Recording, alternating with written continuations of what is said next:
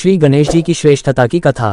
सभी धार्मिक कार्यों और पूजा पाठ में सर्वप्रथम गणेश जी की पूजा की जाती है। गणेश जी को सभी देवताओं में प्रथम पूज्य माना गया है। गणेश जी की पूजा के बगैर कोई भी शुभ कार्य प्रारंभ नहीं किया जाता। गणेश जी को शुभ लाभ के दाता और रिद्धि सिद्धि का स्वामी माना जाता है। गणेश जी को ही प्रथम पूज्य क्यों माना गया है, इससे संबंधित कुछ कथाएं धर्मग्रंथों में वर्णित है, जो इस प्रकार हैं।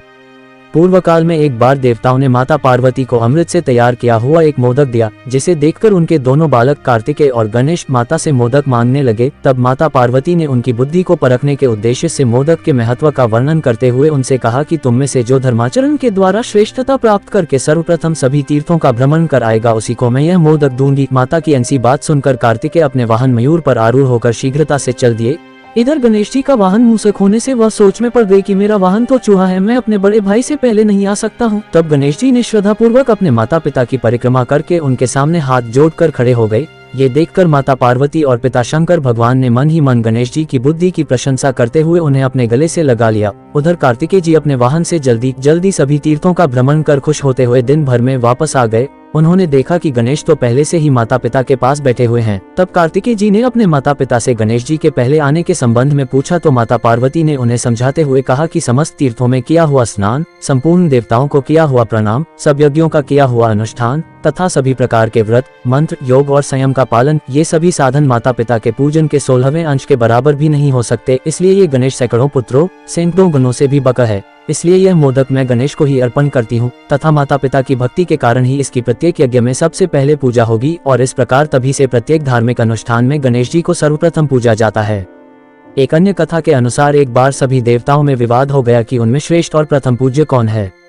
आपस में कोई निष्कर्ष ना निकलता देख सभी देवता त्रिदेव अर्थात ब्रह्मा, विष्णु, महेश के पास गए और पूरी बात बतलाई। देवताओं की बात सुनकर भगवान शिव ने कहा कि सभी देवताओं को पृथ्वी की परिक्रमा करनी होगी है, और जो सबसे पहले परिक्रमा कर वापस आएगा वही सबसे श्रेष्ठ कहलाएगा। भगवान शिव ने गणेश जी और गणेश जी के बड़े भाई कार्तिकेय जी को भी प्रतियोगिता में भाग लेने के लिए कहा। सभी देवता अपने अपने वाहनों पर सवार होकर निकल पड़े पृथ्वी की परिक्रमा करने। भगवान गणेश का वाहन चूहा था। गणेश जी ने पृथ्वी की परिक्रमा न करते हुए अपने माता पिता अर्थात भगवान शिव और माता पार्वती की परिक्रमा की और उनके आगे हाथ जोड़कर खड़े हो गए। इधर सभी देवता पृथ्वी की परिक्रमा करके लौटे और देखते हैं गणेश जी ने पृथ्वी की परिक्रमा न करके अपने माता पिता की परिक्रमा की है। ब्रह्मा जी ने गणेश जी को प्रतियोगिता का विजेता घोषित किया। कई देवताओं ने कहा कि गणेश जी ने तो पृथ्वी की परिक्रमा की ही नहीं है। इस पर ब्रह्मा जी ने कहा, इस संसार में माता पिता से बढ़कर कोई भी नहीं होता है।